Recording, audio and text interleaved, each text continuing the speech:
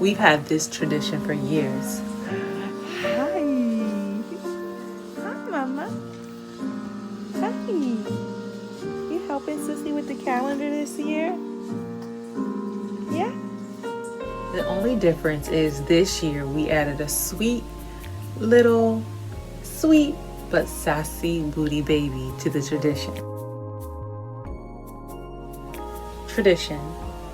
Tradition is the transmission of customs, our beliefs from generation to generation to generation to generation.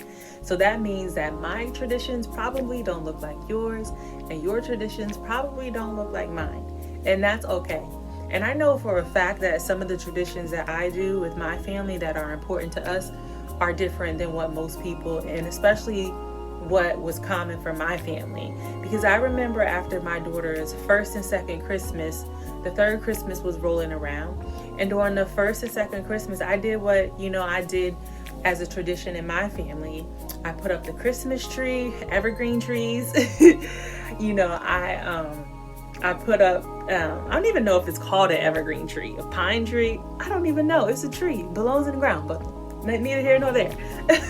So I put up the tree.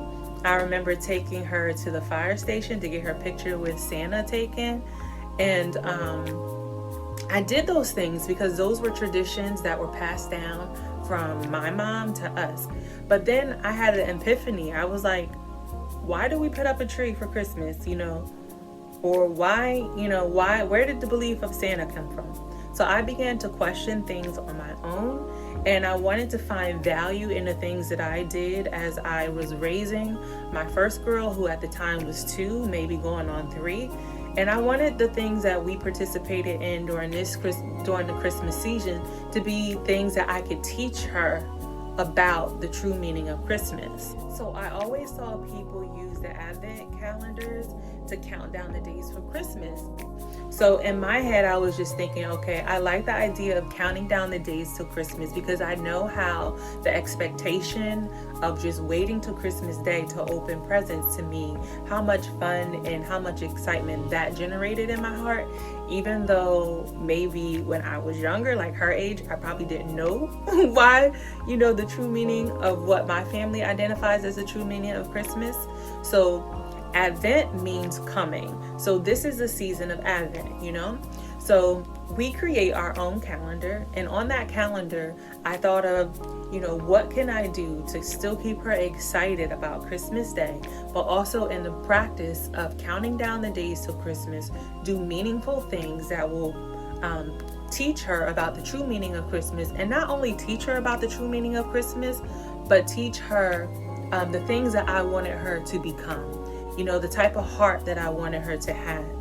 So my little girl was and is about everything arts and crafts.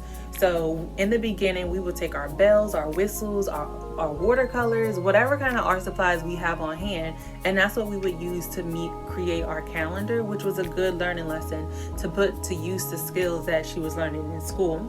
So as she got older, we actually, one year we did the calendar on the computer. So I taught her how to use a computer program, probably just like Microsoft Word, to create a calendar, and then we typed everything inside. So on this calendar is where we would write down things that we can do to honor God, to serve Him, and to show His love. So that's how I explained it to her growing up. What kind of things that we could do to show His love? And I think the most beautiful thing about making this a family tradition is that now that Ailani is now turning 13, those things that we've done, during the Christmas season have now become a part of not just her everyday life, but our everyday life as a family. So that is like a tradition I feel that was important to me, is to always create those teachable moments but still have fun. I've always done something similar to this as I was serving as a teacher in the classroom. We would call it racked, and this idea is not an original idea. As a teacher, you're supposed to beg, borrow, and steal ideas.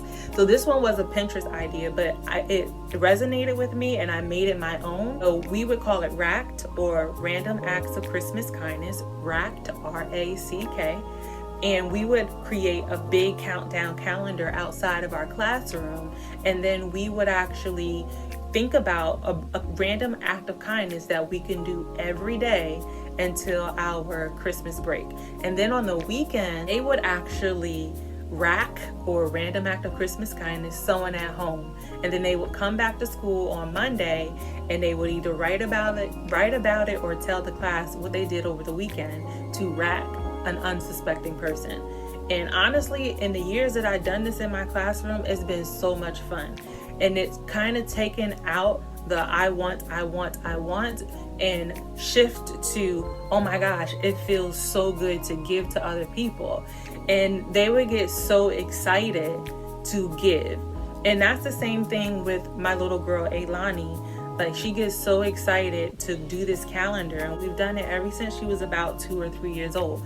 And now the beautiful thing, the cutest thing, it melted my heart so to see Lily Jean with her little pencil, and she knows how to hold a pencil and pen already, y'all. To see her like on the floor, like her little scribble marks on the calendar. Granted, she doesn't understand what we're doing yet, but eventually it's going to be so good for me to see Ailani, my now 12-year-old, pass on a meaningful tradition of making the calendar to her.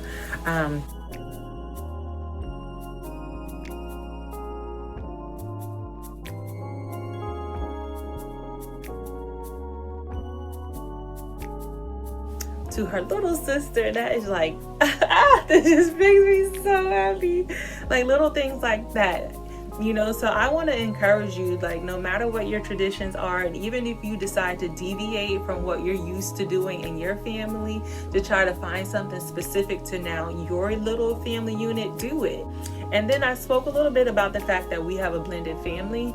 And now that when I got married, obviously my daughter was, Ailani was 5 years old. So when you're joining two families, like, he comes from his family and I come from mine, and I already had established these traditions and beliefs and customs before getting married as a single mother. I don't even like the term single mother. I'm just going to say a woman who is single and is parenting, because although I was single and I was a parent, I was never a single parent. Even though my daughter's father and I decided to separate, we've always parented together. We've always had a successful co-parenting relationship. So what I was saying is that when I got married, it was a conversation that I had with my husband, like, do you want to put up a Christmas tree, or what are the traditions that come from your family that you would like to now instill into our now blended family? So you can blend all of your traditions and your customs and your beliefs that you want to pass down. But for me and my family, what's important is that we honor the event, the coming of the event. I'm saying event, but Advent. We want to honor the Advent, the coming of baby Jesus. So I would love to hear about what your traditions and your customs and your beliefs are in the chat box today. So in the comment section, there's always going to be a conversation starter during Vlogmas, okay? So I want you to not leave the comment section dry. Tell me today in the comments, let's chat.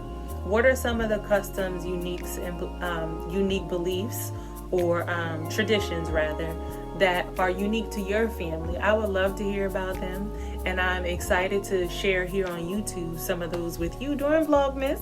So I will see you tomorrow at the same time, 8 p.m. There will be a new Vlogmas video. So make sure you subscribe and turn on the notification bell so you can get a notification for when the next Vlogmas video goes live.